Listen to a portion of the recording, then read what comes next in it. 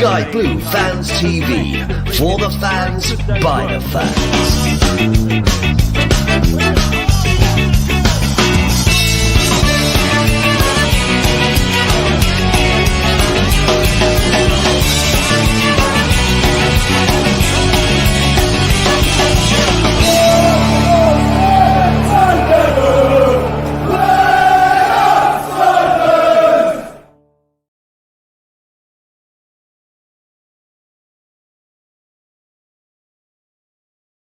Wow, good evening everybody. Welcome to an edition of Sky Blue Fans TV. And wow, what can I say? After that fantastic victory yesterday over our friends down the bottom of the M69, what a fantastic victory it was. We had to be patient, but we got there in the end, and we're going to discuss it all during the show. We've got loads coming up. We've got loads of guests to introduce in a minute. We've got all the goals from yesterday's action in the game. We've got Guess the Gate winner as well. And we've got the Leicester fan, believe it or not, he's going to come back on at 8 o'clock and tell us all what went wrong for his team and how it went wrong so badly. Or was it just that we were too good for them? I think it was we were too good for them in the end. But, well, what a show. Let's introduce the guests. Let's start with Milesy. Come in, Miles. Good evening. Good evening. Everybody will have a smile on their face tonight, I think. You know what you're on about. Yeah. You know what you're on about.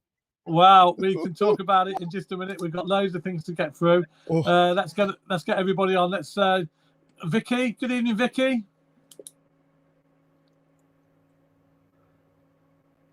You're on mute. Good evening. Hello, evening. Evening, Vic. You all right? Yeah, you got a smile on your face? Good times. And we're going to introduce someone now. He's got Claudio's got a smile on his face, and he's got something on his head. What on earth is that? You dug out that at the bottom of the wardrobe, haven't you? Yes. Yes, I just opened the drawer, found it. I thought I'd stick it on my head. Yes. Well, good evening to you, mate. Good evening. How are you? All right? Yeah, wow. Really, happy. Yeah. Yes, everybody's going to be happy. We've got Chris Baker coming on again tonight. Chris, he's a regular. He's been on before. Good evening, Chris. Good evening, everyone. I wonder what I'm so happy for. Yeah. Well, I mean, where do we start? I don't think any of us thought we were going to win 3-1. I said 3-2. And we were confident we were going to win, I think, but it was a bit late. We had to be patient, and we got there in the end, Miles, didn't we? Had to be very patient, though. Yeah, Vicky predicted 3-1, so well done, Vicky. Really? You got the score wow. right. Yeah, Vicky did. Yeah, absolutely. I didn't realise you got 3-1. Yeah, she did, yeah. I said 3-2. 3-1. Yeah, wow. 3-2. Joe said 2-1. Claudio sat on the fence. Yeah. We need to kick him off tonight. He said 1-1. Have a word with yourself. Hey, it looked it. It so looked it. We got the equaliser though. Yeah. Nah, we knew we were going to win that, mate. I tell you. I thought when that equaliser went on, I mean, I kept looking at the clock and I thought, God, it's nearly 79 minutes. I thought, we're running out of time here. And then we got the equaliser. I thought, we can go on and win this. Still got time. And luckily it did. Yeah. But we had to. Let's start with the team. I mean, were you happy with the team selection to start with, Miles? Brilliant, absolutely brilliant. Thought it was so positive with Palmer, O'Hare, and Sakamoto. It's what we thought we would love to see, like we did in the FA Cup. They did so well against Oxford, and they were forced to be reckoned with. And he's tried the one up front. Godden, put as much work in as he could. He could have had a couple of chances, but I was chuffed with the selection. You knew Kitchen and Collins was coming back in. Yeah. Bidwell, solid for the first half, absolutely solid. But I think the challenge on him in the first half sort of knocked him for 6 in the second because he weren't his normal self. But brilliant selection, absolutely fantastic, and it was a great first half. And as Mark Robbins said, and Callum O'Hare, we sort of, to be honest, I thought we absolutely dominated the first half. It took them 34 minutes to have a real threat on the goal, and they put it wide, and really it should be going in the back of the net, and it didn't. And then they got a penalty. I've looked at it over and over again. Was it a penalty? Well, probably. He got the ball, but you know he's following through. You can't pull your leg away. So is it a penalty? I don't know. It's one of those. And then they got a player sent off in the first half. So I just thought we absolutely dominated that first half. I thought we were brilliant, absolutely brilliant. We'll come on to the second half later, but the first half I thought we were just fantastic. I was sat there and I was mesmerised by some of the football. And Sakamoto, wearing my Sakamoto shirt. I thought that's why you had this stuff on tonight. Yeah. I just thought, wow. In the first half, he absolutely ran them ragged. Absolutely unbelievable. Brilliant. Absolutely brilliant. Yeah, I thought it was very positive team selection. I thought it was really good, and it set the game up well. And I agree with you, really. Whatever every word you said there. I thought we were fantastic. I thought we dominated first half. They got that lucky penalty. Sometimes you get them, sometimes you don't. I thought it was a bit soft, to be fair. But yeah, I agree with you. And Vicky, do you agree with that team selection? And yeah, I thought it was a great because it was positive, wasn't it? I think the fear was that it would retreat back into something a bit more negative and just try and see the game out. But we've lost Vicky. We can win come back. Sort of line out, and that gets the fans going straight away. Yeah. It just sets the fans going, doesn't it, from the first minute, because everyone's feeling positive then, aren't they? Yeah, I thought it was a really great and brave team selection. Yeah, and Claudio, team selection, you were more happy with that, weren't you? Yeah, when we saw the team, the first thing we thought was, are there any attackers left on the bench? Because it felt like he'd thrown everybody in the team who could play up front was playing. Yeah. So you're not going to knock that. We were begging, weren't we? Said it during the week. We just wanted to have a positive lineup, and I looked at that. I thought he's meeting them head on, basically. Yeah. There's nothing about sitting back with that team, is there? Yeah. We met him head on, and I had Luca to calm me down at stake because I was getting a bit annoyed when we weren't getting the shots on target. But he kept saying, "It will come. We'll get the chances. And he was right. So, no, that first half, as Miles said. It was a positive performance.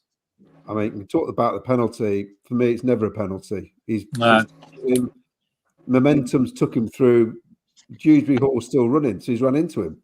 Yeah, he couldn't go anywhere because he couldn't get his leg out. Exactly. So, and I just kept thinking, please don't let that be the goal that wins the game, because all we're going to talk about is how we got done by the referee. Yeah. And thankfully, it's not. Yeah. But the selection was great. I loved it. Yeah, Chris. Evening, mate. Do you agree with the team selection? I'm sure very positive, wasn't it? No, I got it all wrong. No, I'm joking. Great selection. Wondering where Roy was though. Me and my mate were in the start. We just assumed he was out the cup game because he was being rested, but then he weren't in the squad yesterday, so that did surprise me and my mate when we were there. But thought his selection was spot on. Can't fault it. Glad he went for it. Nice attacking formation, and it paid off because we were much the better team in the first half, and we deserved. I think on the balance of it, we deserved that yesterday. We deserved that win.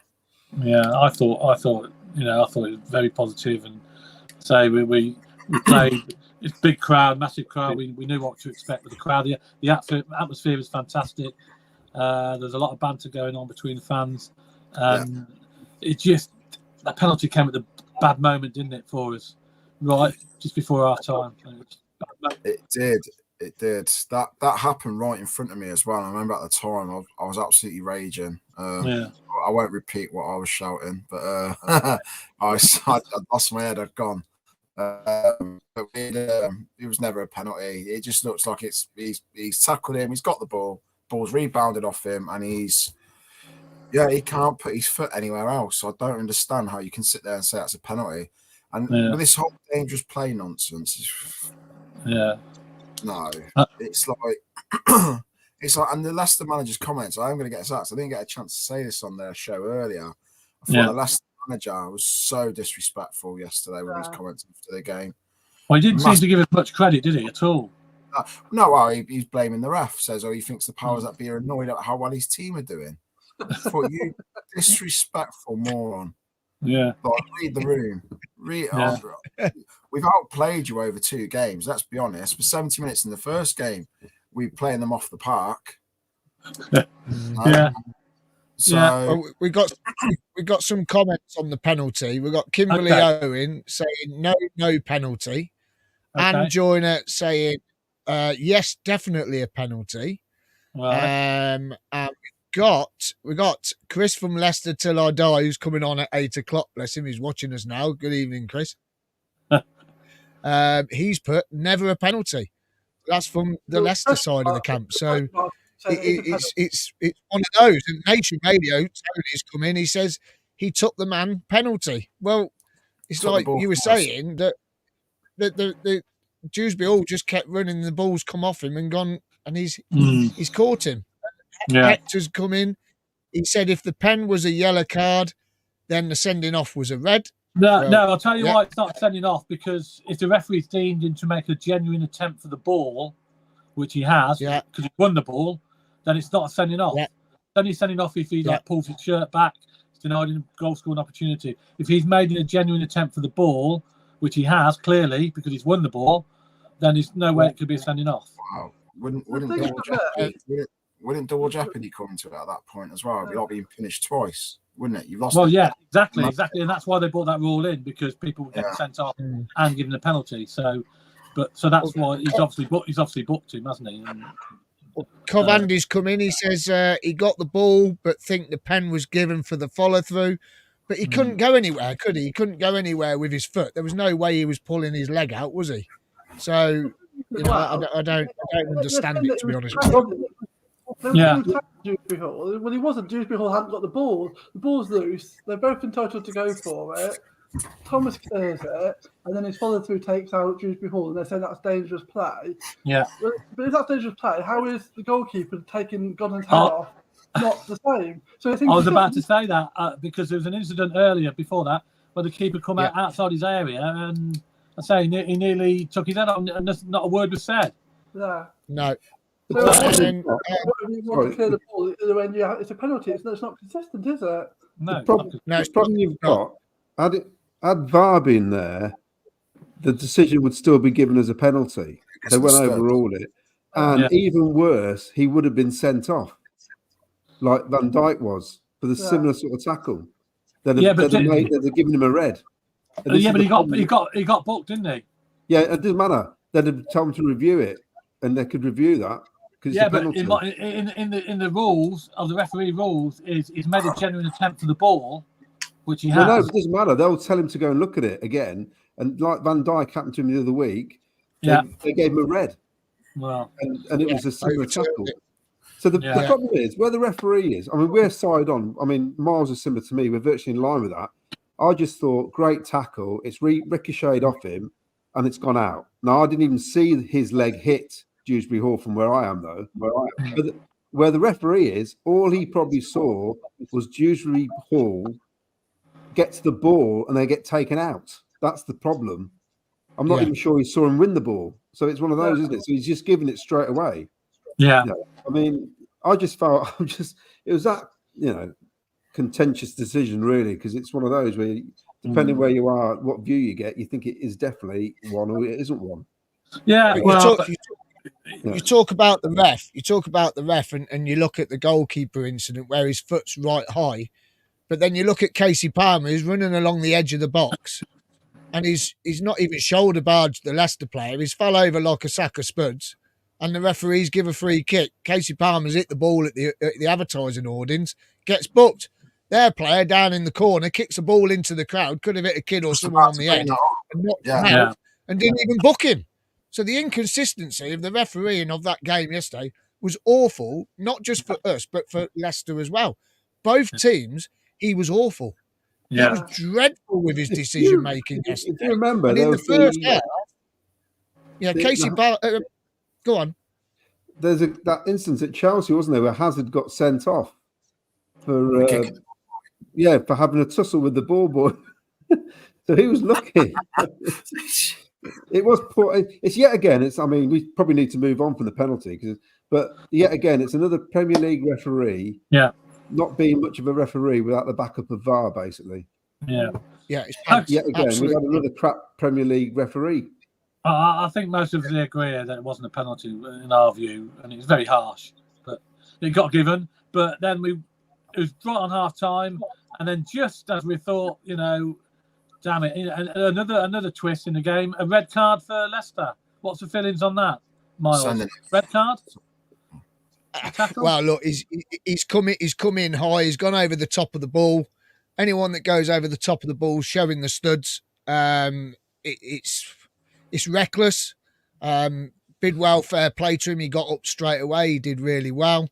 But for me, looking at it, when you look at what you watch in the Champions League and things like that, any ref or in Europe, international games, anyone that shows studs the way he showed his studs, it's a red card. It's a red card no matter what. And he showed his studs, and that was it. He took Bidwell out, and he went flying. And Bidwell don't go flying. He don't go anywhere. I thought it was a dangerous tackle, and no need for him to make that tackle there where he was. He was, he was a bad tackle, badly timed, dangerous play his father, and the referee, to be honest, got his red card out straight away, didn't he?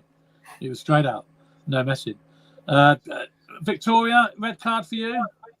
I think so in this day and age, isn't it? You can't get away with tackles like that anymore. I mean, back in the day, maybe.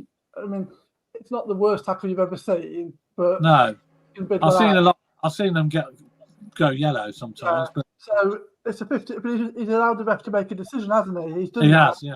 I mean, so the reason the player's a fool because what are you doing going in like that? You win. Yeah. You've got a penalty that's contentious. You're now winning 1-0. You're just about on half time, and you're going to get sent off. That's just crazy, isn't it? To give. I mean, if that was our player, I'd be fuming that he'd done that. And actually, their manager trying to make out the ref cost them the game. It's things like that cost them the game, like poor discipline. Yeah, that's what's cost them the game, not the referee, who was bad for both sides. They were no worse off than this with the referee. That is a red for me. I think just foolish by their player. It was a bizarre tackle. I don't know. Because the timing of the whole tackle, the crowd was a bit getting a bit angry, weren't we? We were a bit upset because you conceded. There's loads of booing. It happens a minute or so later, which is bad timing and unfortunate for the Leicester player. Because I reckon if that had been 10 minutes later, it may have only been a yellow card. I just think because of the whole motion of the game had really kicked off then, the referee just reacted straight away, didn't he? He didn't even hesitate. He just got the card. I was amazed how quick he got the red card. I thought because as soon as he made the tackle, everybody stood up and shouted red card, and it's almost like he went, "Have it, red card."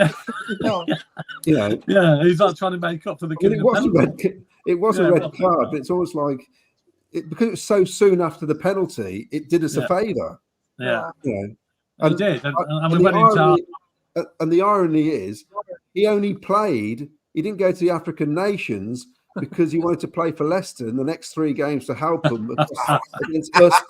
And now he comes back the day after the African Nations Cup final or something. So he's missed them all. He's missed the games anyway, and he's cost them 3 points. So it's brilliant. Wow. Well, you can't. Ken, I've got a comment. Ken, I've got a comment here. You're going to love this one. I've got to put this up. This is brilliant. Wes says, I'm an ex-defender. That was a great challenge. Never a red. Bidwell dived. Well done, Wes. I love it. Well, sorry, I had to put that one in. Sorry. Fair play to Bidwell then. He stayed down for quite a bit, made the most, didn't he? Chris, red card for you? Yeah, all day long. In fact, if Bidwell's legs planted, it's potentially a leg breaker. To be blunt, challenge for me was that bad. There can be no ambiguity about that decision. It was a red. He got the decision right. So I do think Claudio's right. I do think the penalty and the emotion after that may have affected how quick he made his decision and affected it to be a red. But it still doesn't change the fact that it was that bad of a challenge that it needed to be a red.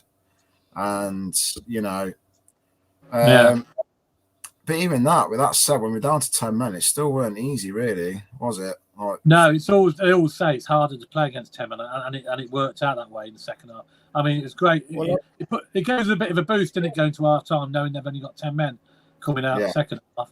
It boosted us a little bit, but in your back of your head, you think, well, they're still a good side and they still good catches on the break, and it's always hard to play against 10 men because they're just going to sit back because that was their plan, wasn't it? Second half, they just sat back, and we had to be patient, didn't we, Miles? Second half, I think the problem was with them going down to 10 men. Matty Godden wasn't causing enough trouble at the back. The back line were very comfortable. Apart from when we got it out to our right hand side, they were struggling with Sakamoto and Van Ivak. But I think Godden wasn't creating enough hassle in the box to give their defenders anything to worry about when they were down to 10 men, because obviously they were sitting a little bit behind it, trying to soak up the pressure. But as soon as Sims comes on, a big man, big height, he started off the move really to flick the ball through to De Silva that gave it to O'Hare to bang it in the back of the net. And that wasn't until the 79th minute, was it? That's right, but it was his strength and height that they started panicking. When they came up against him, they started panicking. And that's why we created a little bit more when he came on.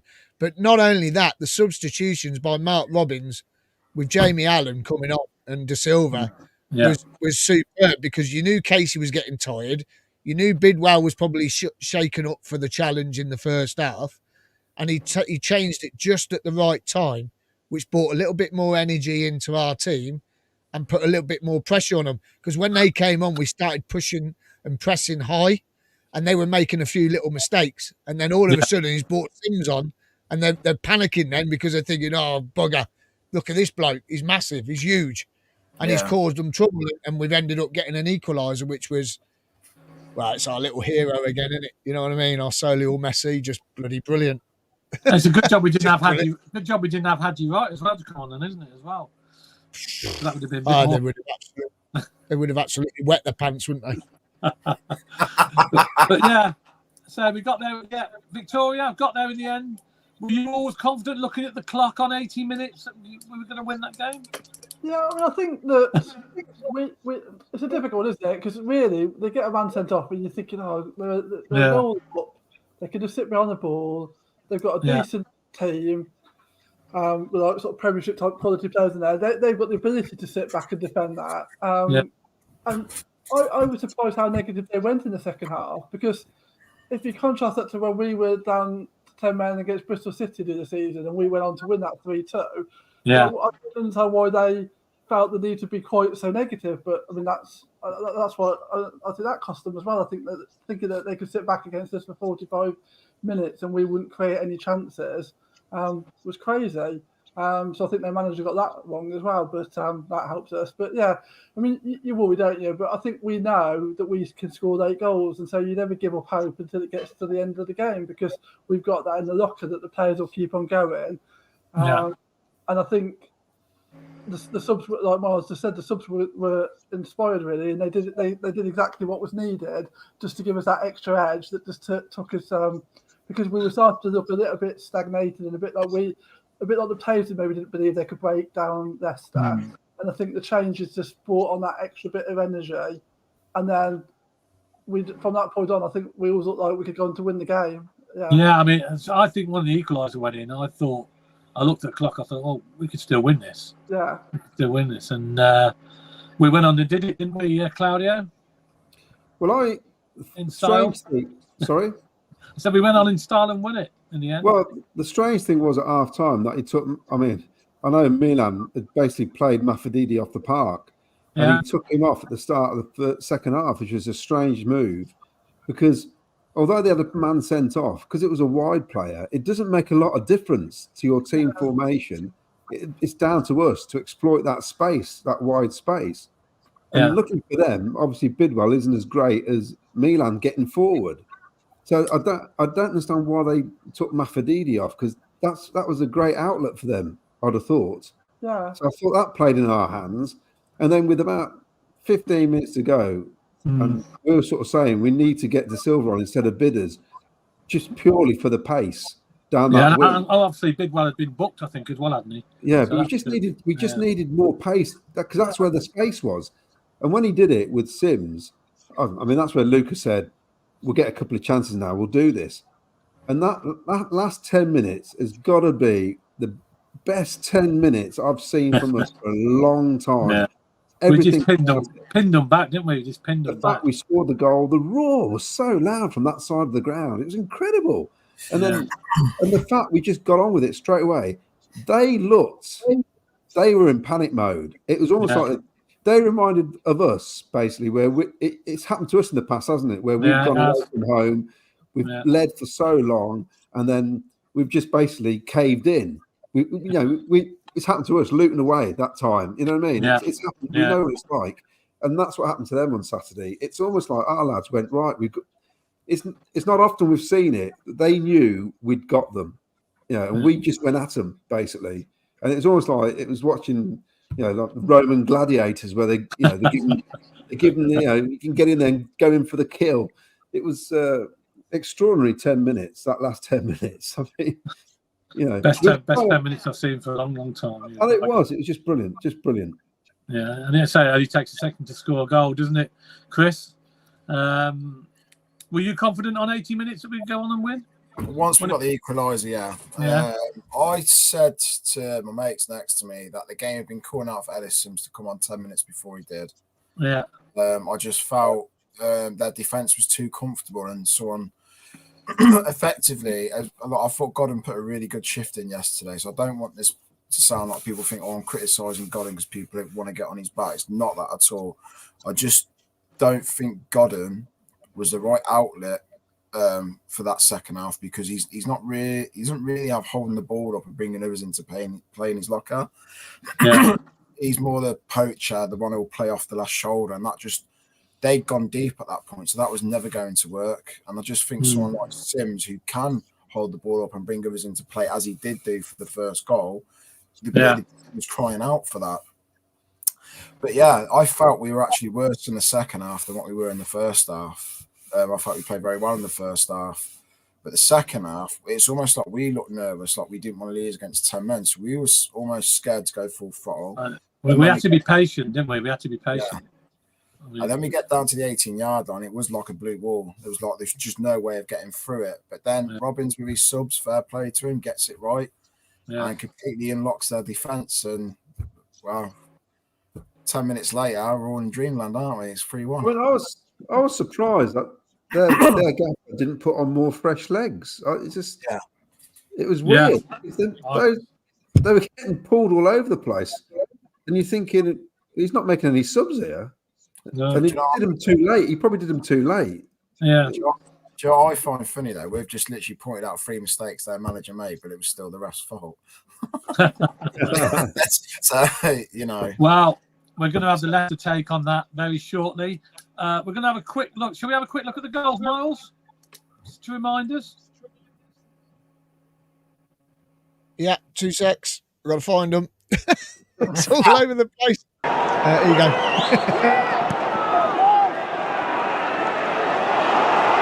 Playing himself into a spot of bother. Down goes Dewsbury Hall. Oh, the penalty's given. I'm seeing challenges these days, and I exactly know why it's given. It's probably because of the follow through, the high boot, but he wins the ball quite clearly. Keenan Dewsbury Hall scores a derby goal for the local lad, who does it again against Coventry City.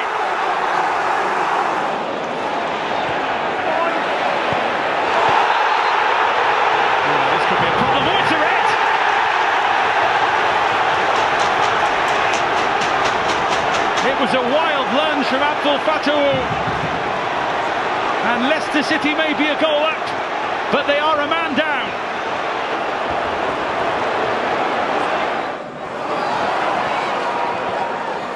De Silva again manages to reel it in. O'Hare maybe. Yes, for Coventry.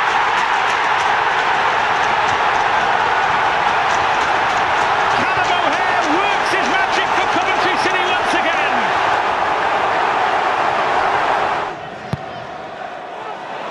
Sakamoto. Fair bit of height on that. Evic perhaps. Where's it going? It's going in! Sky Blue confidence is growing with every game. And how they would love to win this one. Gordon now. Chowdhury in the way. Finishes it! Wow, fantastic memories there. Yes, brilliant. We're going to get Leicester take on it in just a moment. We're going to have a short break though.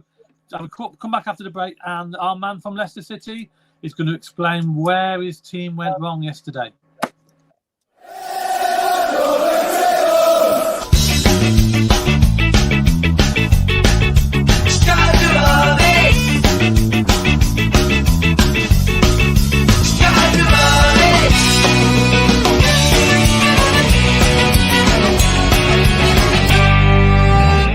Sky Blue Fans TV, for the fans, by the fans.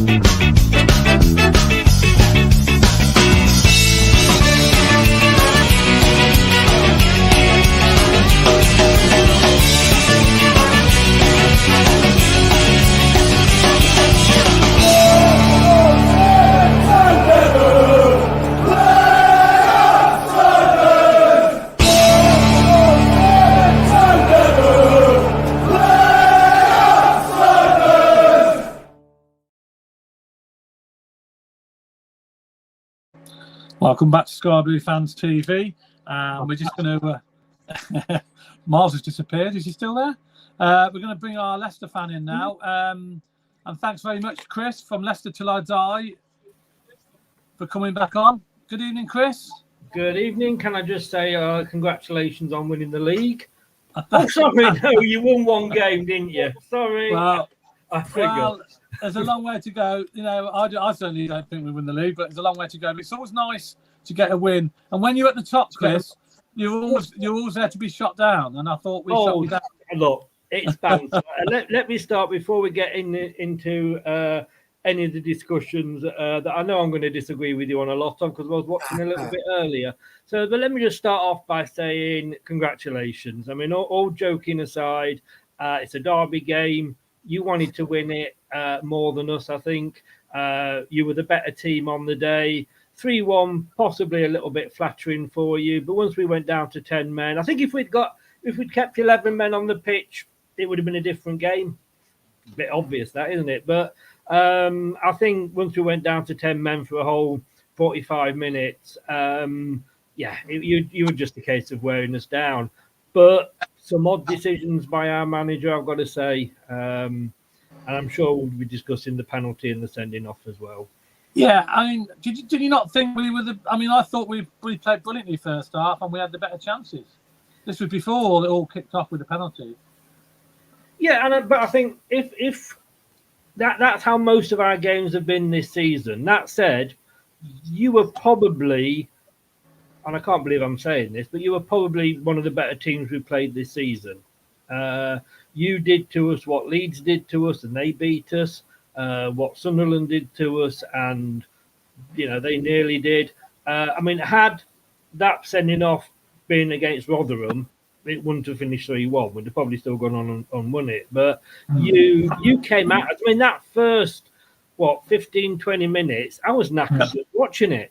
I mean, it literally was end to end. I thought this can't last, But we generally soak up a lot of pressure because yes, a lot of teams do. Well, a lot of the better teams do come at us, but we tend to soak the pressure up and basically tire the opposition out and then hit them sort of on the end. What you did to us, because obviously 10 men. Well, you hadn't scored with 11 minutes to go. Yeah, well, I know, but it's a 90-minute game, isn't it? So it is. No, it is total 94 minutes. Let's be honest. Well, it wasn't. Yeah. It is. Had we had 11 men, like I say, I don't think we would have been as knackered as we were. But no, well played to you, mate. You came and you did a job on us, and I say one of the better teams we played. And what was your view on the penalty? What was your view on the penalty then, Chris? 100% was a penalty. 100% penalty. Yeah, definitely. I mean, when you look, I mean, it's thigh height. Right. I mean, if Kieran Dewsbury Hall would have been stood on the ground, it would have probably snapped his leg. And I think, in the Premier League, and no disrespect, we knowing what it's been like for sort of the VAR years, if you like, that would have been given, and probably a red card in the Premier League. With VAR, it probably could have been given. Yeah, I mean, when I seen it, I thought no way is that penalty. I've looked at it again, obviously, quite a few times, and I still don't think it's a penalty because I thought he won the ball. He's made a genuine attempt to get the ball, and he's won it. Now his leg can't go anywhere after that. I know he's caught him, but he can't. Let me ask you this though: if that had been the other end, let's say that had been Vestergaard on Sakamoto, would you have been shouting for a penalty? I think it probably would have been. Probably would have been, yeah. Exactly, and that if you're going to sometimes you get them, sometimes you don't. For your team, then it has to be. That's the way I look at things. If I say a penalty against Leicester, and I'm thinking if that had been the other end, would I have been shouting for it? And yes, I would have. Yeah. Then I've got to say it was probably a penalty, and you could argue a red card, but that's probably not quite as obvious. Probably. Yeah, I think the rule there. I think, as I said earlier, I think because he's made a genuine attempt for the ball, which is the rule, which is not double jeopardy. When you get a penalty, they used to send you off as well. Last man, if you like. Isn't double jeopardy though just for the keeper? No. Double jeopardy is basically if you pull back a shirt or anything like that, then obviously that's a red card. He's not made any attempt to tackle properly. If you make a genuine attempt to win the ball in the penalty area, which he clearly has there, and he's also won the ball, so he's made a genuine attempt to get the ball. That's why it's a booking, I believe. That's the rules. I've been trying all weekend to get somebody to explain double jeopardy to me. So. Well, that's the rules of it. I'm a local referee, and that's how we do it. That's how I know it. But I mean, down to the interpretation of the referee on the day, obviously. But that's the way I see it, and that's the way he's probably seen it. Don't talk to me about the referee on the day. Somebody said that. I can't remember which one. I think you may all have said it. That referee was bloody awful. And when is it going to happen that referees that are not good enough to referee in the Premier League with two people sat with computers playing noughts and crosses on a screen to back him up, if he's not good enough for that, he's not good enough to do the Championship where he doesn't have that backing. Yeah. I mean, he was so inconsistent. As somebody said earlier, I mean, was it McAteer, I think, for us that kicked the ball into the crowd? Yes. Didn't get anything. Later in the game, James Justin, when the ball was off the field, it had gone out for a throw-in to you guys, headed it into the crowd as well, not a thing. And then your guy got booked for doing it. Yeah. There's a lot of inconsistency with so man, no bloody wonder he's not good enough for the Premier League. He's not good enough for the bloody Sunday League, is he? Let's be honest. Now, just when you thought you were going at half-time winning, you went down. Well, you were winning at half-time, but you were a man down. What was your view on the sending off? Red card all day. Yeah. The only excuse, the only way you could have maybe said anything was the fact that it wasn't high. But he went in, stood showing, caught the player.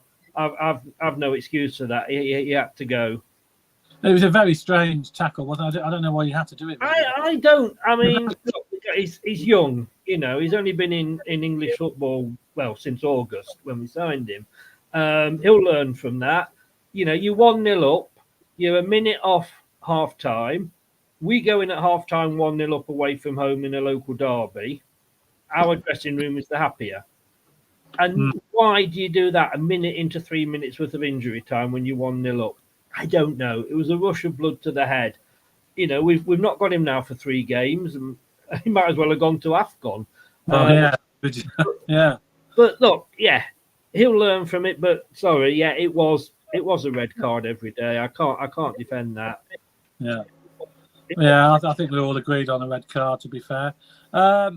So second half, I mean, you came out, obviously you were going to defend second half, weren't you? We expected that. I just thought maybe you should, maybe could have took a few more risks. You didn't do much of attacking, did you, really, in the second half? You didn't get a chance to. I mean, it wasn't the fact that we didn't.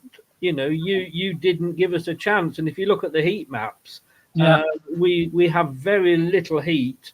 Once you get up the halfway stage into your half, it gets very cold for us after that. So it wasn't the case, I don't think, necessarily that we didn't. We weren't allowed to, and that says a lot for you guys. There were some very weird managerial decisions. Again, something I heard you say earlier about Enzo.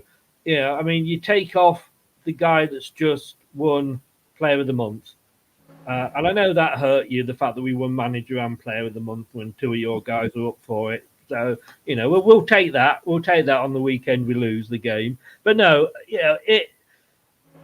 why take him off? He was like, with Fatawu gone, he was our main threat, if you like. Possibly take Ricardo off and just go three at the back and stick Eunice. All right, he stuck McAteer on, but I can't understand him taking Mavididi off. That was a weird decision, and he didn't make substitutions till you equalised before he made a substitution. Well, we equalised in like 79 minutes. Yeah, and Mark Robbins made good substitutions. Yeah, we didn't make any substitutions. You put you take a striker off and put a defensive midfielder on at 1-1. That sends out all the wrong signals to the opposition. You're trying to hold on to a 1-1, and to me, one of the best forms of attack, one of the best forms of defence is attack. Now, had we stuck on Eunice, who is a winger, despite being played in the centre a lot, or Mark Albrighton, who's fast down that wing, and we could have got balls in. I mean, Tom Cannon nearly got a second. It was a good save by your keeper. It was just weird decisions. And why only two substitutions? I know we hadn't really got a lot of options position-wise on the bench, but no, a bit of a weird one all round. Chris, do you reckon you missed Iheanacho in that kind of game? Because he'd have been a good man to hit as a target. Because Tom Cannon's only young, don't you think? No. Iheanacho, 6 games before he got injured, he hadn't scored. We said this early. We started the season with Vardy and Iheanacho as probably our two main strikers. You're now looking at it being Daka and Cannon. Daka's come on because Iheanacho was injured. All he can do as a striker is score, and he got something like 5 goals and 2 assists or something. Now he's gone off to AFCON. Tom Cannon comes in. We know nothing about him. I know apparently he was really good for Preston last season. We signed him when he was injured. Concerned, hadn't seen him for apart from 10 minutes there for the last couple of games. And he came on and scored, 3 and 2. So no, I don't think Iheanacho would have offered us anything other than Tom Cannon, to be honest with you. And I think there's a lot of players there in our team that didn't have the best days. But like I say, because I hate it when this happens with Leicester, and I'm not going to say you won it because we were awful. You did not let us play our game, and that's full credit to Coventry. I was a bit surprised at some of the That hurt. Bit surprised with some of the comments from your manager. He didn't seem to give as much praise after the match, the manager. I mean, is he normally like that? I know you haven't lost many games, but is he normally like that when he loses? Are the managers there to give opposition praise? I mean, he seemed to blame it on the referee more than anything. Well, yeah, the referee, but that's fair enough. And the referee was absolutely shy. We know we've agreed on that. For both sides. Mark Robbins came out before the game, didn't he, and said Leicester City are only on loan from the Premier League, and I don't think that was necessarily a compliment, more of a trying to get into our minds. I think he was probably upset more than anything. What surprised us as Leicester fans, pleasantly surprised us, is that if that had been Brendan Rodgers, he'd have been throwing every single player under the bus. He'd have been, he'd have basically crucified Fatawu for what he did, because that was Brendan Rodgers' way. But no, I think it was probably just no reason. I don't, it's not normally full of praise for the opposition. In fairness, Yeah. You like to talk more about Leicester. I mean, being Italian, and as I should know because I am Italian, he'd have been seething. He'd have been seething inside at some of the decision making by his own players. To be honest, He got booked as well, didn't he? So because he got booked, yeah. Referee, and so he's not gonna. He's going to try and defend his team, isn't he? Because it's not a great. It's a poor defeat when they were in a place of advantage. 1-0 up, local, like Chris was saying, 1-0 up, local derby. The guy gets sent off. It's turned the game upside down, hasn't it? Sending off does that.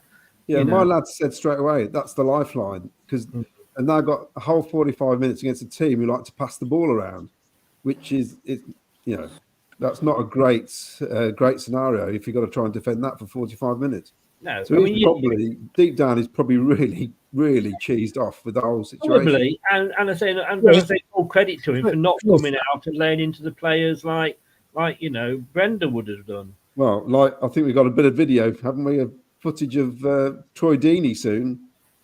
Yeah, we have. Yeah, Chris. The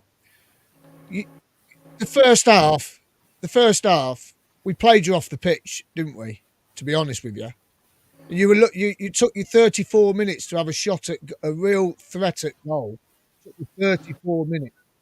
We absolutely tore you apart in the first half, and okay, we've celebrated like as if it's a cup final, but for us, it is like a cup final for us. But the thing is, we did tear you apart in the first half. You can't say, the players, they might have had a bad day, but we've, like you said, we've stopped them from playing the game that you want to play, and we've tore you apart in the first half. You've got to hold your hands up. We were the better team. I said at the start you deserved the win. I wouldn't say you tore us apart in that first half, no. Because, I've seen many games this season where clubs lot worse than you stopped us from having shots. At the end of the day, it doesn't matter how many shots you have, it's how many go into the goal. We've won games with 2-0 and had 3 or 4 shots. It's what you do with the shots. You played well, but I wasn't concerned until the sending off. I wasn't concerned that we weren't going to lose. We weren't going to win that game. You were playing well, certainly not tearing us apart. I wouldn't say. You were the home team. You were the third in the form table. You were fourth in the home form table. If you hadn't been playing like you were playing, then I would have said something was wrong at your end. I would have expected you to do that. Because if you're not going to do that at home when you're playing the way you're playing at the moment, something is wrong. Yeah, you did deserve the win. You were the better team overall. Tearing us apart, no, not that much, to be honest with you, mate. Sorry. Sakamoto absolutely scared your defenders to death, and Van Eyck. I think I'll tell you what, I was watching on the pitch, it looked like they couldn't cope with Sakamoto or O'Hare. They couldn't cope with them. In fairness, you've got Coventry City coloured spectacles on. If I wasn't at the match, but if I spoken to somebody that was at the match that came on the show earlier, Kate, and she was very confident that Justin kept Sakamoto reasonably quiet, because he was the one I was worried about, because you kept on and on and on about him in the game before. In the shows before, that he was going to be the guy that was dangerous. And yes, don't get me wrong, once that sending off happened and the whole game changed, but he was all right. I wouldn't say he tore us a strip or anything. Okay, well, but like totally look completely different when you're there. And I may have sky blue glasses on, but I'm telling you now, in that first half, your defenders couldn't cope with him because he turned them left, right, and he left. Yeah, them but standing. all right. You only got to look at the save. You only got to look at the save your keeper made. Tipped it onto the crossbar. No, he made one save, so he was turning us inside out. One save means that does it. Look, if he was that good. If he was that good, you wouldn't have gone into the half-time 1-0 down. Well, we went into 1-0 half-time down because it was a dubious penalty decision. It weren't a penalty. That was a penalty all day long, mate. It weren't a penalty. It was given. It was given. And I know, and I have to apologise, Miles, here, but I know that you've not been in the Premier League for a while, so you've never had the joy of VAR. But had that been in the Premier No, League, what it- not only would it have been a penalty, it would have been a red card. Unless you have got sky blue tinted glasses on and I've got royal blue tinted glasses on. We're never going to agree on this point. But had you been as good as you said you were in the first half, you wouldn't have gone in 1-0 down. We went 1-0 down. A crap penalty. So it was a penalty. Live with it. Live with it. You only shot on target in the first half. Yeah, we needed one shot. We scored a goal with it. How many shots did you have in the first half? How many shots did Coventry have in the first half? We had 4. 4. Oh, wow. On target. Sorry. On I target. thought you were going to say 20 You or had something 1. like that. You had Shots in the first 1. half. Wow. And how many of those went in the net? How many of those went in the net? No, you got None of them. A shocking penalty, and that's the only reason we went in 1-0 at half time. 0. So you weren't that good. If you were any good in that first half, you would have not gone in 0 down. Well, look, it's a game. I disagree as well. I thought we were a better team first half. I thought it was. I'm not saying you weren't better. No. Let's get this right. I'm not saying you weren't necessarily the better team. What I am saying is that you did not tear us a strip off and you did not run us ragged. Because had you been that good, you wouldn't have been 1-0 down. But I'm not saying you weren't the better team. And how did you see the second half then, Chris? Did you think Leicester were the better team second half or Coventry? Oh, probably again Coventry. You came at us straight from the whistle. We were a man down. We had to play 45 minutes on the back foot. Like I say, strange substitution, not one I would have made, or not the substitution I would have made. Look, like I say, and at the end of the day, you got the 3 points, and you deserve the win. Yeah, well, that's fair enough, you know. And I mean, we got the. I mean, we had to be patient. We got there in the end. We had to, you know, a lot of possession of the ball, and in the end, 10 men does take a little bit of strain out you, and the people waiting for a mistake to be made. You did to us what we did to you in the first game. You know, 77 odd minutes, and then you scored. We scored more goals in the last 15 minutes than any other team in the division. But like I say, there's been. I can count on one hand the number of teams that have actually caused us problems, and you're one of them. You really are. So fair play to you. Fair play. And where do you think you can you carry on, and you're still confident you're going to win the league? I've never been confident we're going to win the league. You know, we're Leicester. There isn't a team that can shoot itself in the foot. Probably Spurs. I'll grant you Spurs. I'll give you Spurs. But apart from that, we are one of the best teams at shooting ourselves in the foot. We've got Ipswich next. Hey, that's going to be fun. And if they beat us, our lead is then down to 4 points. But look, you know, we are still. How many points are we? I mean, we are 10 points ahead of third, 25 points ahead of somebody that's in sixth. I'm not sure who that is, some other Midlands team. 25 points. So, you know, we're not going to lose, hopefully, 25 points, but we've still got half the season to go. Nothing's guaranteed. Well, you don't win anything in January, Chris. No, you don't. You don't. And had we lost that game back in the, and we weren't that many points clear, we would have been more annoyed, you know. And if we'd lost that game and had 11 players on the pitch, we would have been more annoyed. We haven't had our blip. That's the thing that worries me, you know, is that we lost 2 games in a row, Leeds and Middlesbrough. You can't really call that a blip. We went then on and won. But I am worried if and when that blip is going to come. Now, we've lost one of our... We shouldn't be too worried about Fatawu because we were expecting to lose him to AFCON anyway. But Enzo's going to go and we'll see. You know, he's going to earn his money now. This is the time when he's got to earn his money. Yeah. But no, I'm not. I'm taking nothing for granted at all. Really, I'm not. Just enjoying the fact after the last season, just enjoying the fact that we've been winning games again. I've forgotten what it was like. Yes, well, we sneaked up into 6th place. I don't know if you noticed. Yes, I did. No, I did. Yeah. And I've got to say, at the start of the season, and I can't remember exactly, but I either had you 2nd or 3rd. Oh, right, okay. I was very surprised by your season. So because I mean, at one point you were bottom feeders almost. You were down. Well, there. yeah, we had a slow start. Start. Although we played really well. I thought we were the better side in that first game of the season when we played you, but we lost. But that's one of those. You don't win the league by being the better side. No, you win the league by stealing a point here or robbing a win somewhere else. I was surprised at your season. Look, I'd love Leicester to go up, and I'd love Coventry to come up with us because I love having the derby games. And I know. And I know it's not typical of Coventry fans, but there's, there were some nasty flags held up before, over motorways and what have you before the game. And and I condone that because there's banter, and we all of us agree that was totally out of order. Yeah. I know. Unfortunately, you get some silly idiots that do that sort of thing.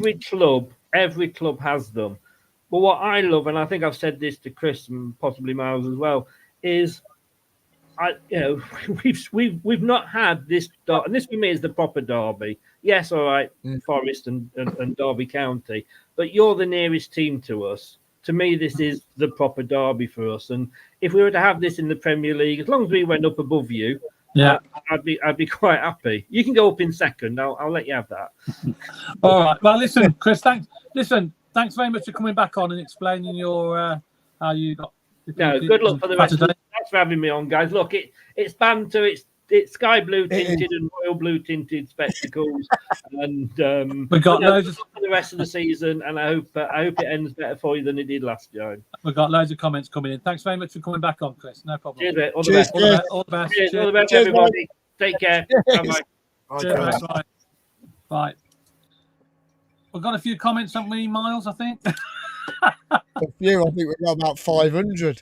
Oh no, I'm scrolling through. Christ almighty. I've never seen so many comments on our show. It's bloody brilliant. I could see them in the corner of my eye coming in. I thought, oh my God. I know. Catty Cads, good evening all. Everyone, bet you're still buzzing. I know I am waited a long time to beat Leicester, PUSB. Wayne Vaughan comes up, evening all. What a great result. Paul Hughes, I don't know where he is tonight. He's probably in Bristol or Scotland or somewhere. Good evening, Paul. Fantastic performance on Saturday. Absolutely brilliant. Tom Andy says, good evening all. Mini 1987 says, PUSB, what a team. Yes, what a team. David McGee, evening, Ken. What's happening with Haji Wright? Apparently he's injured still, isn't he? Apparently, so his groin. Yeah, he did it at Middlesbrough. Paul Hughes says we were better with Sims holding the ball up and gave us a target to hit every player. Great. Anne Joyner says, evening all. What a win. Still buzzing. Josh Tisdale says, what a win. Not going to swear on air. Nation Radio. Evening, everyone. What a day. Love the hats from Anne Joyner to Claudio. Loves your hat, Claudio. Kimberly says, glad we beat Leicester as can't stand them. Covandy says, I'm 50-50 on the pen. If it was the other way around, I would be shouting at a pen. Nation Radio. Oh no, because we already had that one. Sorry. Wayne Vaughan says we were playing just as well with 11 versus 11. Yeah, we were definitely playing better with those. The selection versus Leeds was to get a point. Yesterday was to win. Yeah, we did well at Leeds. That performance at Leeds was just unbelievable. Yeah. Catty Cab says Leicester have got all the big wage stars. But you can't beat team spirit. No, we definitely got the team spirit now, haven't we, guys? It's all certainly there now. Hector, good evening. Hector says, good evening all. PUSB. Glenn Watkins says, Robin's ball at his best. We've had the old Leicester fan comment. Nation Radio's had that one. Glenn Watkins says, England was awful, totally inconsistent. Yeah, Darren England, that's the referee, yeah. Yeah, I'm glad there was an what's that say? An assessor to show how crap he was. Yeah, he was rubbish. Absolutely rubbish. Hector. If a pen was a yellow card, then we had that one, didn't we? Yellow sending off. Wes says 100% a pen for me. It's the follow through, but one, so it doesn't matter. Covan, we've had that one, says the ball was a follow through. Nation Radio says Mark Robbins said no arguments. It was a penalty. He did actually. Did he say that? We live and die in these towns. Even people really bad, Fatu didn't break any bones in Bidwell's leg. Great result yesterday. Dare to dream. Well, yeah. I mean, we've done them. I think we could start dreaming, to be honest. Carl Player. How did their goalie not get booked when his high foot running out of the box? Yeah, it was shocking. So I'm skipping someone because they've already made comments. So I'm just going to get people that haven't commented yet. There's flipping loads. Aaron's come on. He said, did anyone get a good view of what happened with the ball that got thrown back onto the pitch to knock the ball off the corner spot? Did you see it? Yeah, I seen it. What happened there? So we're down in the corner flag, and what's his name, Cloudy? And Deeney. Mavididi. Yeah, him. He booted the ball. He booted the ball into the crowd, and then he got the other ball, put it on the corner flag, and as soon as he put the ball down, someone lobbed the ball, and it hit the ball on the corner flag, and it knocked it away. And then the referee pulled him away to say you can't kick it into the crowd, which is what I was saying. Moments later, if Palmer was running across the box, he hit the ball against the advertising audience and got booked. So he kicked the ball into the crowd. Should have got booked. Yeah, terrible. Yeah. We've had that one, haven't we? Defender. Ian Pimlott's come on. Red cards were brought in for that sort of tackle. 2-footed over the ball. It was definitely over the ball. Dave McGee, he's come in. He says our stadium could be filled if it was not for CCFC stewards over the top security, and Doug King needs to improve it. I'm sick to death of this security. I think it's just absolutely pathetic. We could get more fans in that ground, and they are over the top. They're just ridiculous, absolutely ridiculous. They don't even check your ticket. On Saturday, we got there about we got there quite early, and we're walking through. And as you go past the train station and come in that way, they've got like a railing, haven't they? They put a temporary railing across, and they got security guards stood there like they're the flipping bouncers at nightclubs. And they don't move out of the way. No, they don't. And I said to Luke, I says, they want you to bump into them. It's almost like they want an excuse to have a problem with you. It's just like, get out of the way. You're not, who do you think you are? You're not police. There's about thousands of people are walking up here and you're just stood in the way. Yeah, it was absolutely terrible. David Granahan comes on. That has to be the best I saw us play for a long time.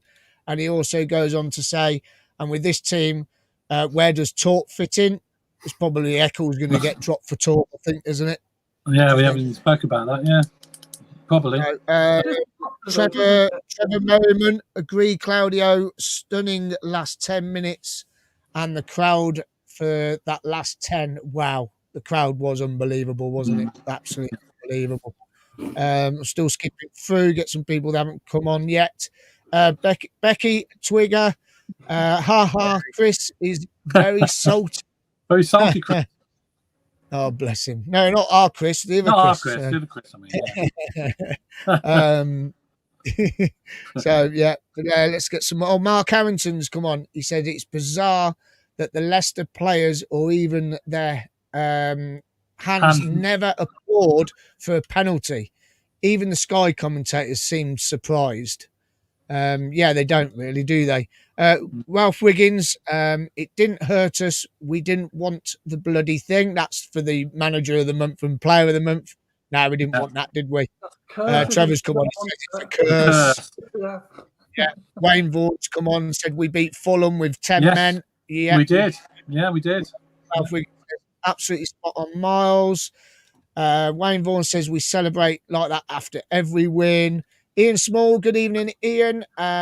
Just to let you know, Ian, because you're watching, the London Supporters Club have been in touch and I've sent the details to your son, and Watson is going to get them sent over to you. So hopefully you'll get them over. Double marked most of the game. I think he was on about Sakamoto. I think double marked most of the game. He showed him a clean Adam pair of Shaw, heels after 5 minutes, didn't he? He turned him inside out, ran in and hit the bar. Yeah. After 5 minutes. Yeah, I know. Yeah. He tore them apart. Another win from behind. Yes, we broke the curse, Claudio. Another win from behind. Two league games in a row. The 2 league games in a row. like buses, aren't they? Fantastic. Absolutely fantastic. That's what you want, Users isn't come it? in. Says, give it to him, Miles. Nation Radio says, go on, mate. Wayne Vaughan says, he says, I'm not going to swear again, so I'm not going to swear about that. That's the one using about the Premier League. And then we've got JJ Cobb, 1 Leicester fans, chill. Richard Sharp says, playoffs, here we come.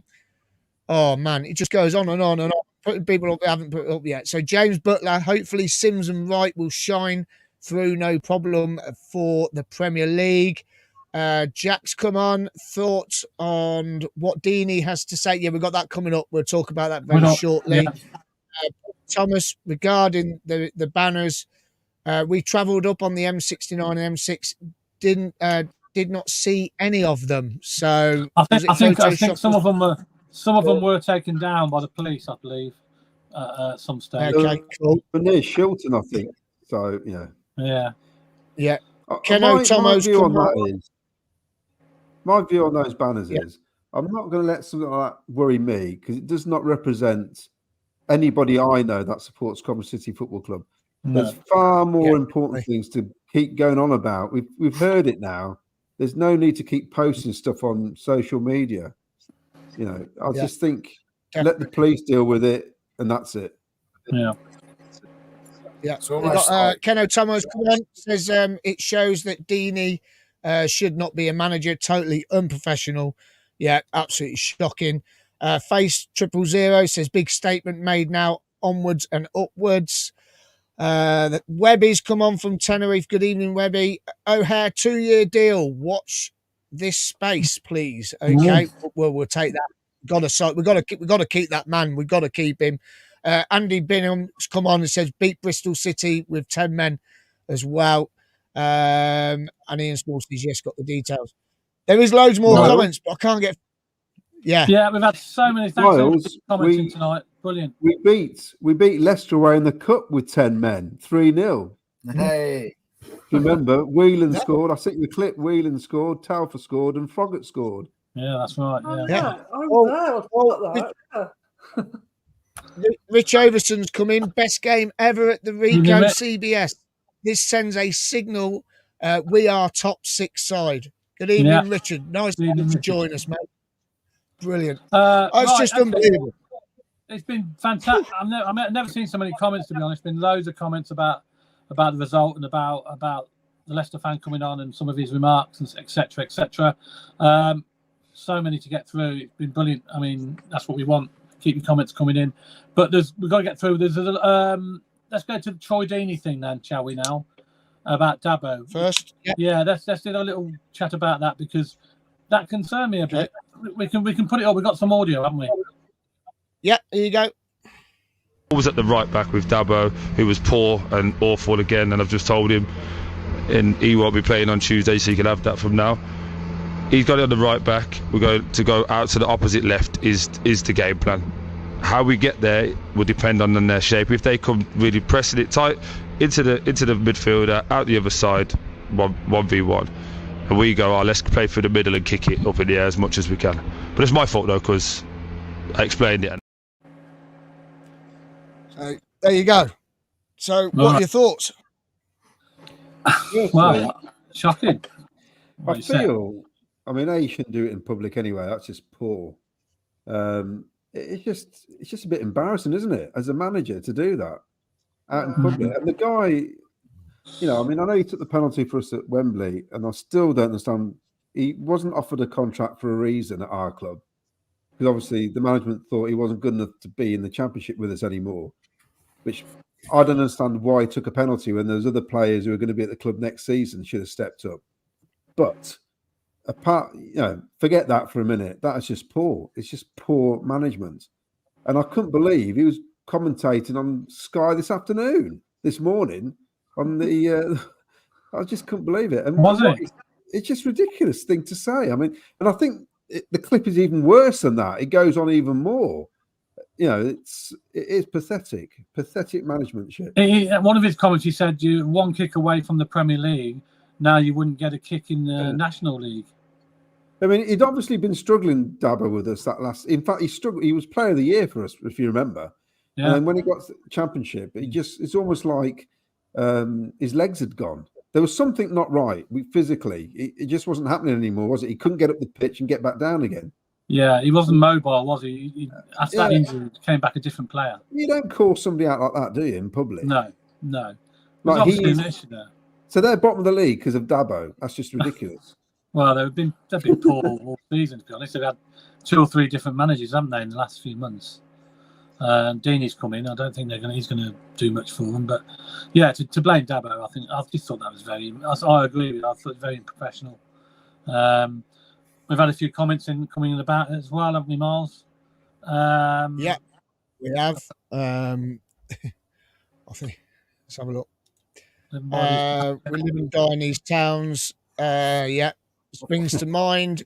Shouldn't be a manager, unprofessional. A great way to build a player's confidence. Yeah. Andy's come on, says Phil for Dabo. No way any player deserves this public humiliation. Yeah. What's that one? Sorry. Paul Thomas says thoughts. I hate him. Horrible man. And Claudio, very poor management. Terrible. Ian Small says spinal blocks did not solve Dabo's problems. Right. Okay. No. Yeah. It's just it's uncalled for, isn't it, Chris? Yeah. It's just Troy Deeney. He's long been a massive joke and a fraud in football. I've never liked him. His attitude towards football, some of his comments he's done in his interviews when he was a player, back when he was in the Premier League with Watford, where he's giving out reasons why he thinks Arsenal hate playing Watford because they're over physical.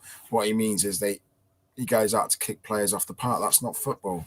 It's not the way football should be played. So, I would find it hard to take that level of criticism of someone who was never a very good player himself. And I don't care about his goals record. You were playing in the Championship with Birmingham last season. Why were you in League Two this year? It's because you couldn't cut it anymore either. So how can you throw that type of criticism at another player? Another player who's obviously got... I mean, didn't he have a trial at Charlton, but he failed the medical? They tried to sign him, but he failed their medical. Yeah, I believe so, yeah. So there's clearly issues there with him. So if there's issues there with him, why are you playing him and relying on him that if he's not fully fit? So... Yeah, quite agree. It's such a shame it's all sort of gone downhill a bit for him, but... football can be very cruel sometimes, but there's no need for a manager to come out and make comments like that in the press. That's, as you say, that's very unprofessional. Let's move on. Go on. You imagine if it's your boss and he takes you into his office and says, "Right, you're crap. You're not doing your job properly. You're hopeless. You're rubbish. You're no good at what you're doing." How are you going to feel when you go home that night? Well, even worse, if he announces it on the loudspeaker through the whole factory. Everybody can hear it, yeah. Because everybody's heard it, haven't they? You just don't do it. If he's going to say something in private, then that's different. If he says it in private, that's up to him what he says in private. Nobody gets to know about it. But the fact is, we all know about it now. We've all heard it, haven't we? To say he's not playing on Tuesday, he says he's not playing Tuesday. I've told him that. It's incredible. Well, I know what I would do. I know what I would do if I was Dabo. I wouldn't even bother going back. Yeah, exactly. No. Well, this is where the level of stupidity. My guess is that this is where Troy Deeney's done this because he'll think, it'll curry favour with the fans because they think, I'll be honest, when players aren't pulling their weight, what it's going to actually end up doing is having his players not play for him Yeah. They'll end up down in tools. I mean, how many times do we see this? I mean, look at Man United this season. Players down in tools because they're having issues with the manager because he's too outspoken. Bringing out what's happened behind closed doors out into the public. It's the biggest no-no in football. You just don't do it. Yeah. I quite agree. Anyway, look, let's move on again because we are dragging on a little bit. It's gone on a bit longer tonight for obvious reasons because we're all still celebrating, and why not? Man of the match is for Saturday. My man of the match, personally, I think was probably O'Hare, I think, for his 2 goals. But Van Udrich got it on TV, didn't he? Up in the lounges, it was Ben Sheaf who got it. Yeah. And he was speaking to Brian Roberts with this interview up in the lounges. The match, Mr. Ben Sheaf.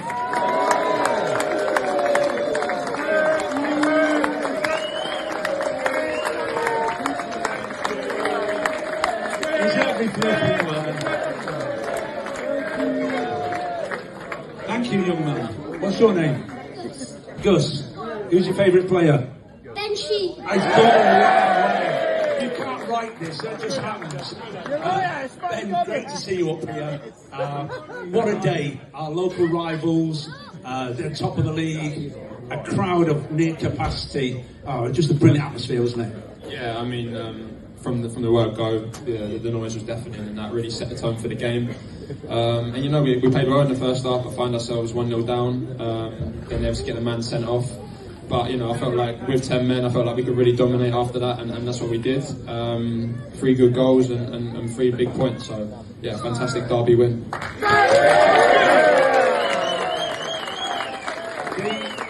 It was a contentious penalty, and I did look back at.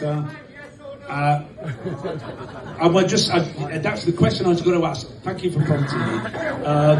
But I listened to the manager on the TV, and he said he thought it was a penalty. But I'm not sure where the player's leg can go once it's made contact with the ball. But we put that aside because that didn't stop us. Let's go to the goals. Milan scored a cracking goal. Yeah, you know, Milan's obviously scored one this season with a free kick, and his first touch set him up nicely, and goes through a few bodies, but he sticks it in the corner. And then obviously Cal's too, you know, Cal's a top quality player, and once he's adding goals to his game now, he's been brilliant since he's come back, and you feel like he's really back to his best. So yeah, but everyone was brilliant today. Everyone needed to be brilliant to beat this team, and to a man, we were really good. Absolutely. Now Milan might have said something to 1 or 2 of their players. They didn't seem happy. They were chasing, but they were never going to catch him, to be honest. But yeah, they weren't happy with him, were they? I think I think he hit his highest speed when he was celebrating for the goal, you know. But yeah, obviously, you know, he's got every right to celebrate. Whether he gave them a bit of lip, I don't know, but it's a derby, so you can expect that. But yeah, they obviously weren't happy with him, but you know, when you score a goal, you want to want to celebrate. And yeah, celebrate with the fans is one of the top feelings in football. Now, you mentioned Callum, but Callum's... Oh, he's here now. Oh, no, it's not him. Callum's first goal was typical Callum goal, you know, quick feet and into the corner, but the second goal was a cracking volley, wasn't it? You'd have been proud of. Yeah, definitely. Good technique on the second one, and obviously, yeah, as you say, trademark Callum, nippy sort of feet, and sticks it in the corner. So, yeah, 2 brilliant goals for him, and I'm really pleased for him. And I'm really pleased that we've got a huge crowd in here today. And that's all down to you coming up in your kit and coming up here early. To finish with, we're 6th in the league. We're there. Yeah, obviously, you know, our aspirations are probably pretty clear this season is to obviously make the playoffs and go one better than last year. And we're on a good run. The momentum is there, so, you know, we've got to take it game by game, keep our feet on the ground, but, you know, got to continue with this good form, and we've got every chance. And but finally, a lot of people are saying, you know, Callum and Hare, they get all the plaudits, but the real football fans, they know quality when they see it. And the amount of times you intercepted balls and they read it, and you read it so well, you can see that you know the game inside out, and you break things down to enable other players to do things. So, you know, that didn't go unnoticed by the football elite here. Yeah, no, cheers, mate. You know, that's obviously part and parcel of my job to tackle, break things up, and then play forward as much as possible. So yeah, but as I said, everyone was top draw today, and it's a fantastic team performance. So it was a good day at the office. A good day at the office. Please put your hands together, Mr. Ben Street, our man of the match.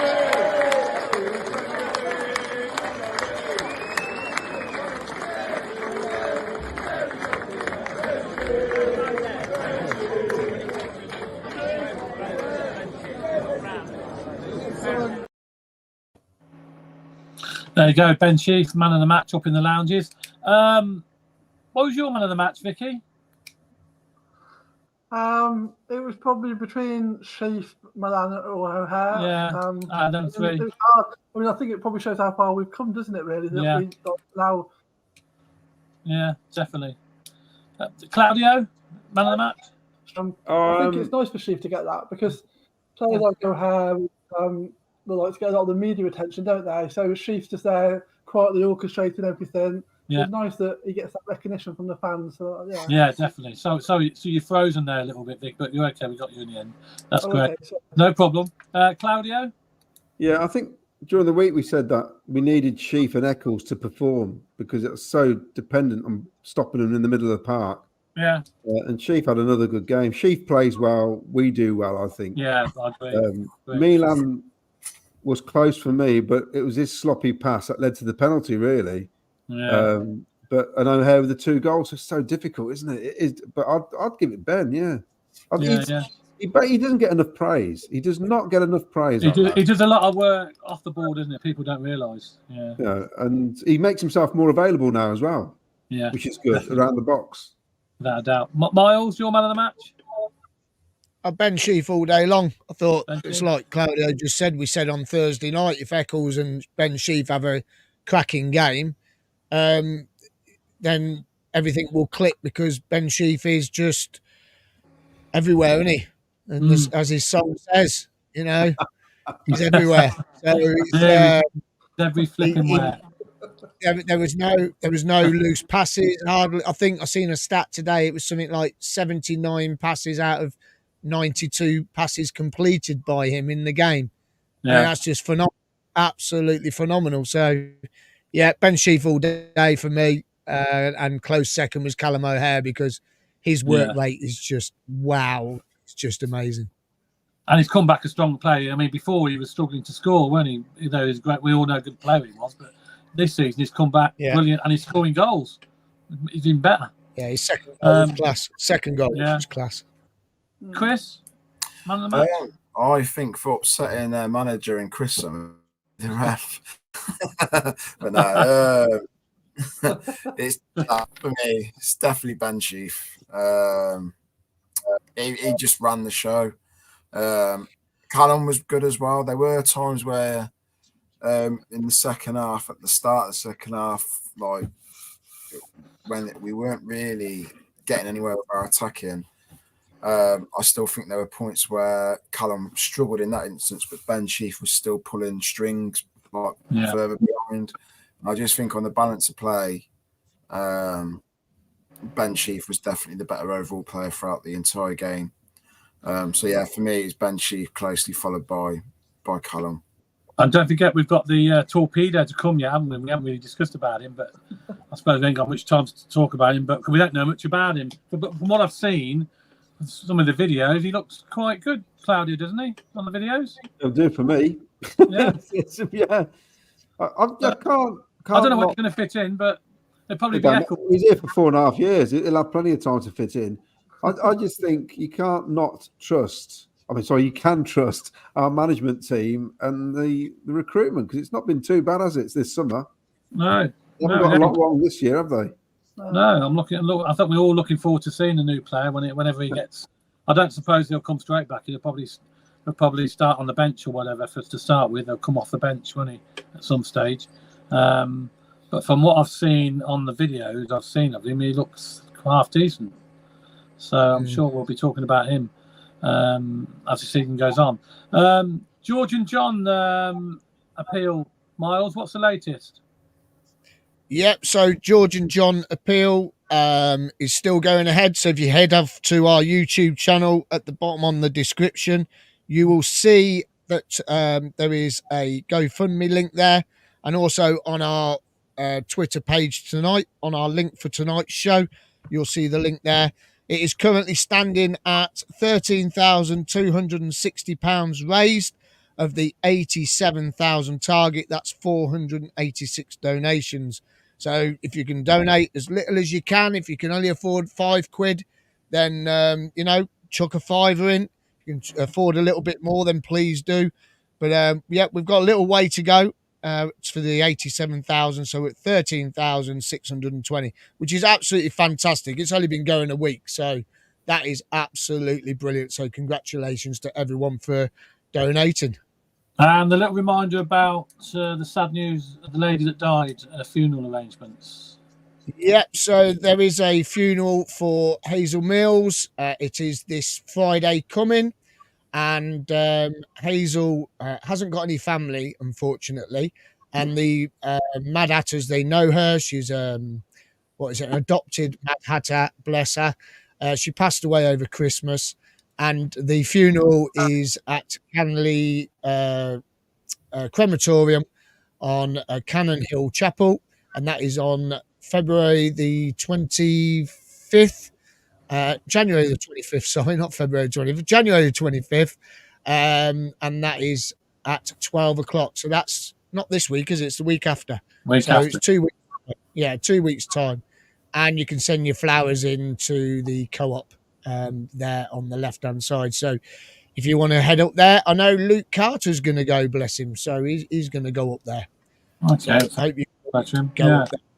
Yeah. A little bit of support. That'd be fantastic. Okay, we're coming to the end of the show. Somebody's emailed me in, Chris Brooks, who's in Germany at the moment. We had a picture of him in he's at a German game. I'm not sure where that ground is. But he's a big Coventry City fan. He was gutted he missed the local derby and the win over Leicester. He's fantastic, obviously overruled with the result, but gutted he missed it because he's in Germany at the moment. And he's at a German game now, and he just took a picture and he sent it to me. He said, can you give me a shout out? So I said, yes, I certainly will. But I'm sure you've seen all the goals, Chris, on TV. They're fantastic, and I'm sure you will make sure you get the next game and don't miss it again. But anyway, look, it's been a fantastic programme. I think that's about all. Miles, have we missed anything? No, you missed Guess the Gate. Oh, Guess the Gate. Yes, sorry, I beg your pardon. Guess the Gate winner was... We live and die in these towns. 29,942, he says. And 29,914 it was. So it wasn't that far out. My goodness. Well done. Yeah, well done. Very close. Yeah, so we'll have a Sky Blue Fans TV mug winging the way to you. If you just want to send your details, your address details, please, by email. And then we'll get that posted to you ASAP, mate. And you can enjoy having your cup of coffee or whatever you drink, a cup of tea in the morning.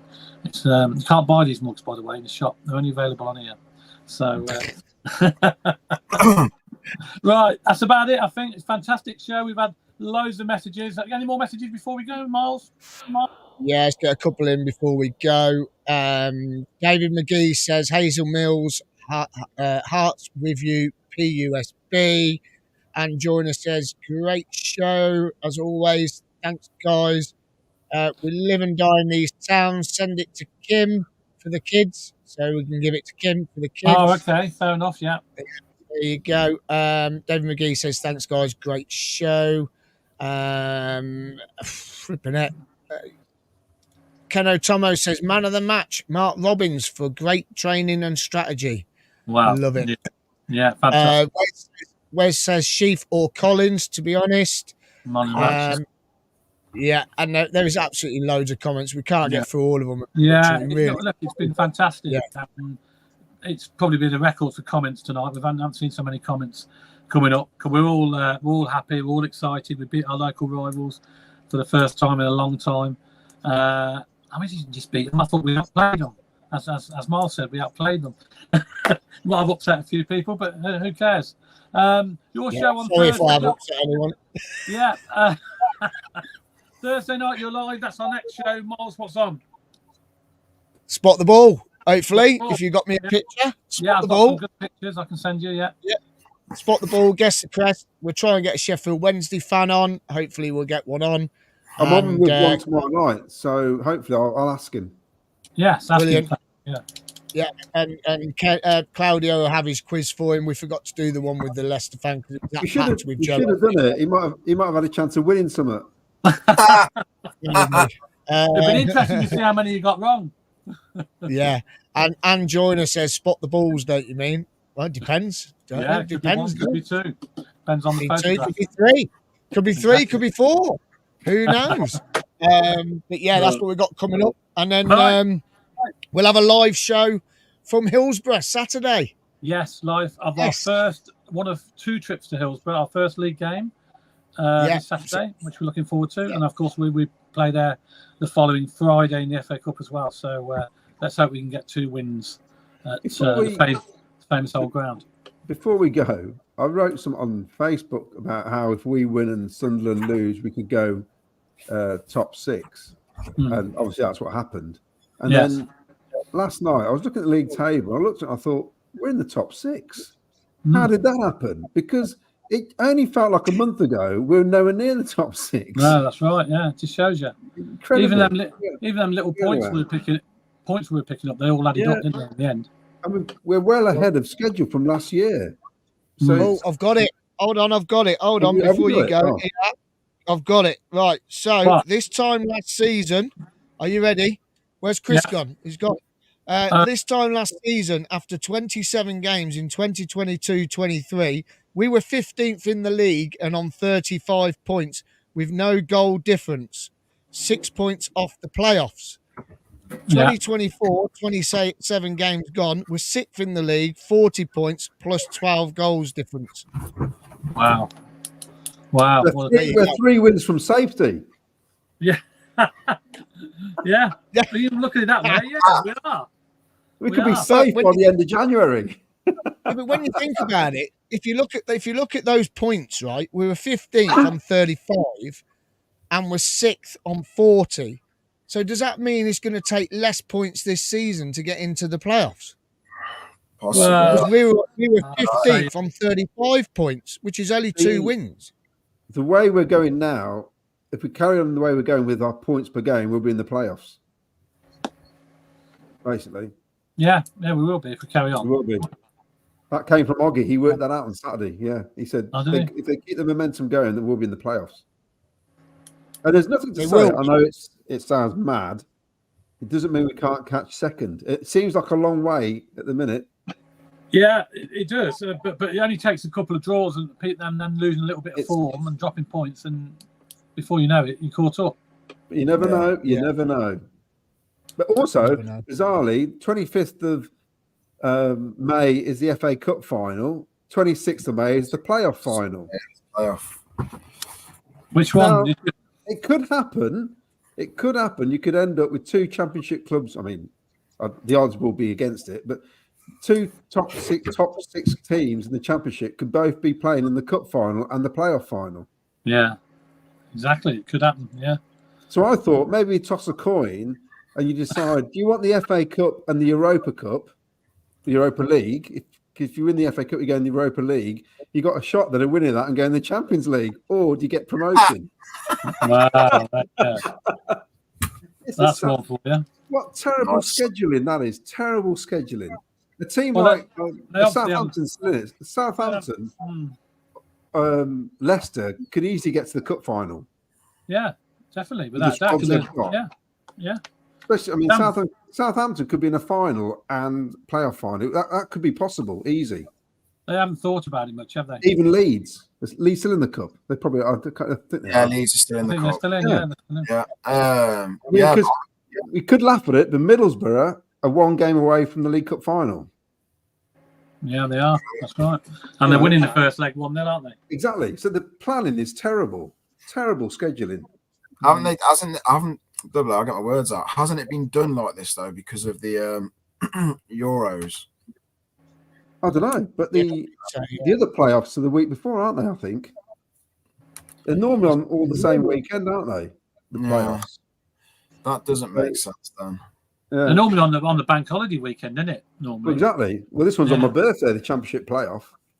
Right. Okay. Well, that is still the bank holiday weekend, isn't it? 'Cause it's the last Monday.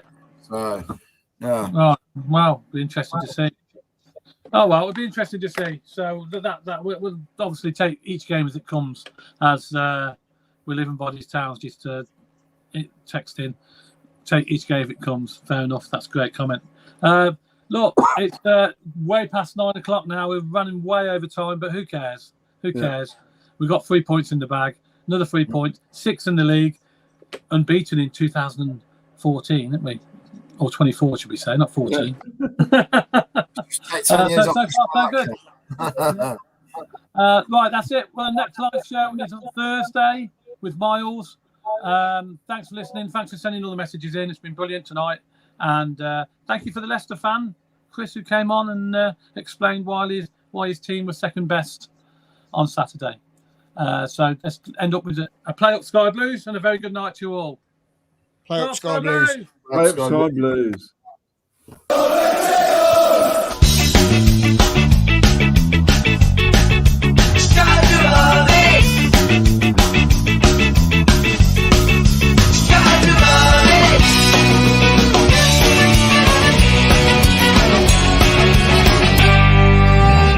Sky Blue Fans TV, for the fans, by the fans.